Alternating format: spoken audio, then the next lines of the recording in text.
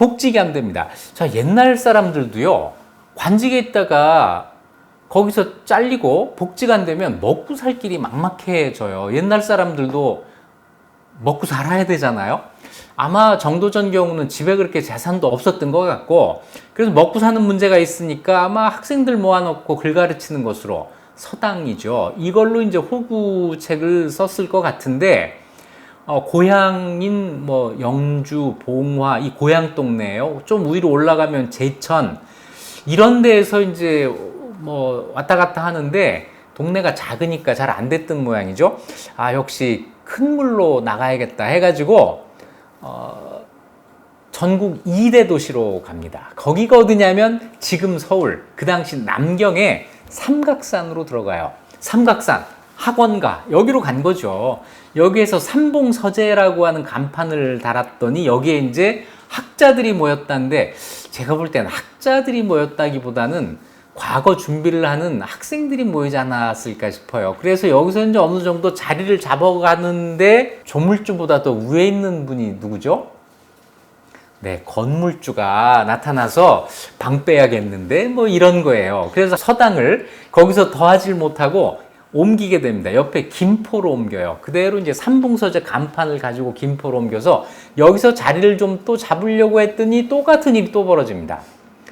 그래서 또 옆에 있는 부평으로 옮기면서 이렇게 전전하는 유랑 생활을 하게 된 거죠.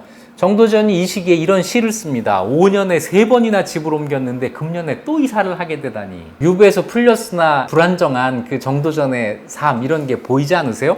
이런 상황에서 정도전이 어떤 돌파구를 만들어냅니다.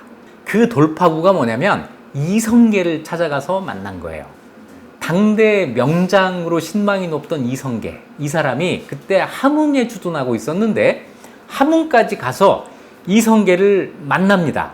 그것이 1383년 정도전 42살 가을입니다.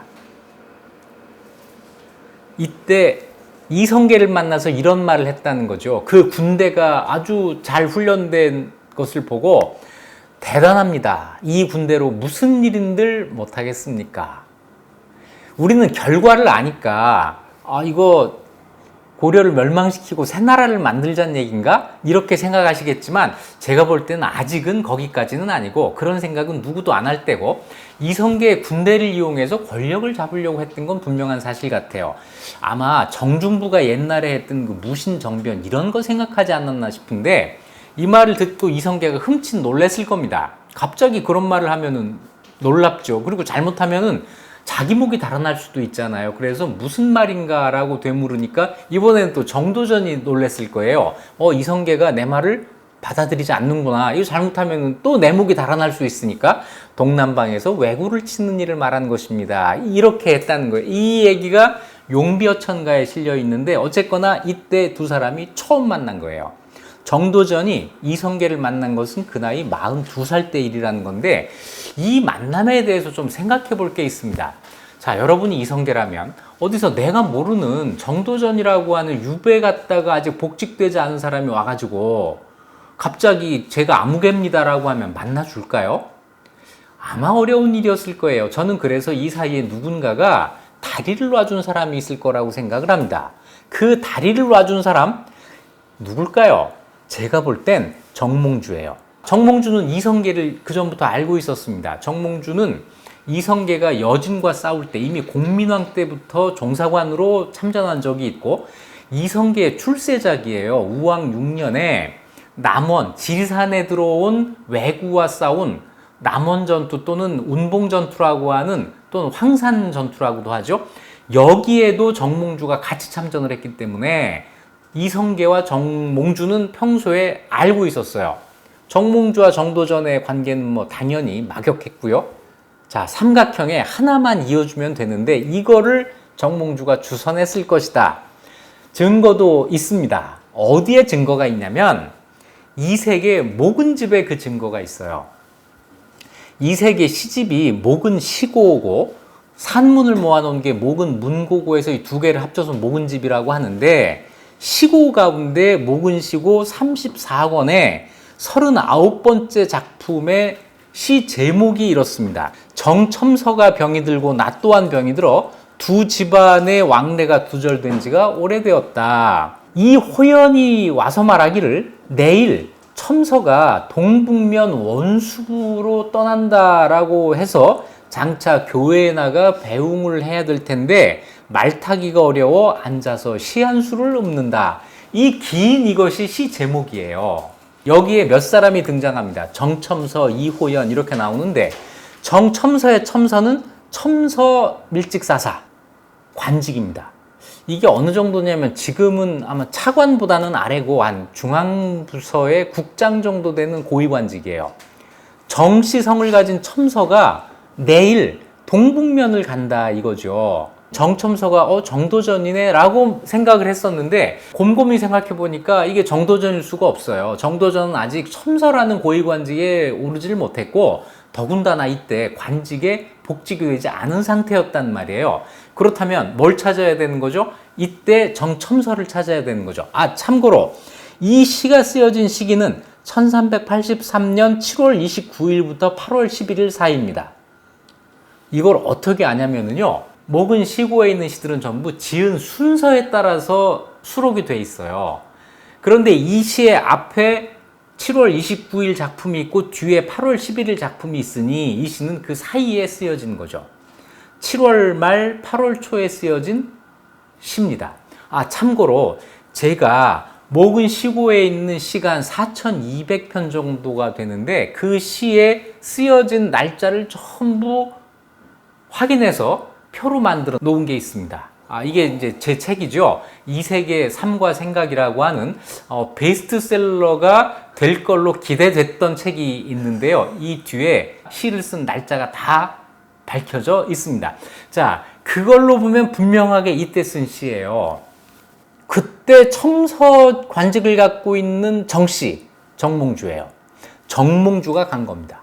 정몽주가 내일 간다고 이호연이라고 하는 이 사람은 정몽주의 친구고 이색의 제자가 되는 사람인데 와가지고 이색한테 얘기를 했다는 거죠. 자, 중요한 것은 이때 정몽주가 이성계에게 갔다는 겁니다. 그런데 한 가지 문제가 있어요.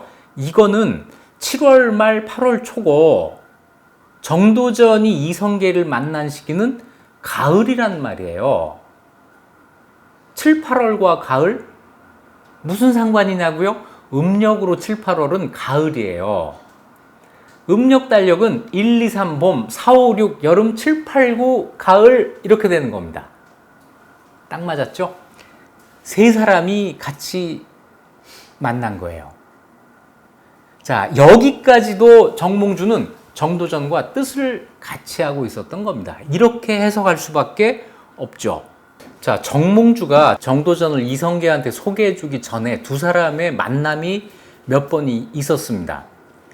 그것도 역시 이색의 목은 시고에 그 만나는 장면이 시로 표현이 된 게 몇 개가 있습니다. 제가 이제 그걸 찾아냈는데요. 이런 이야기예요. 정도전은 떠돌아다니고 있었어요. 그렇죠. 떠돌아다니면서 개경으로 가서 이색을 찾아갑니다.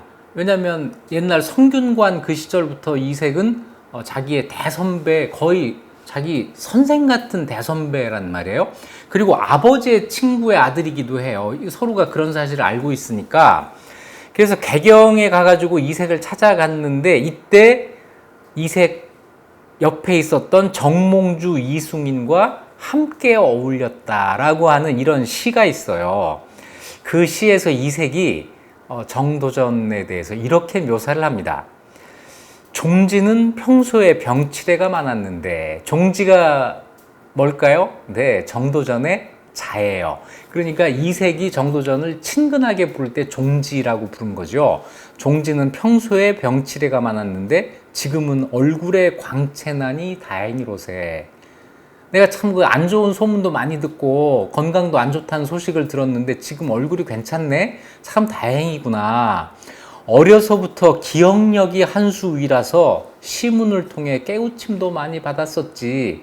정도전이 참 그 부자가 다 그랬나 봐요. 기억력이 참 좋다. 가문 내력입니다. 이 일이 있고 또 이번에는 이색이 남경, 지금 서울로 온 적이 있는데 이때 또 이색을 찾아가서 시를 남기게 됩니다. 이색의 시에 이때 종지가 달색의 정도전이 아들을 데리고 찾아왔다.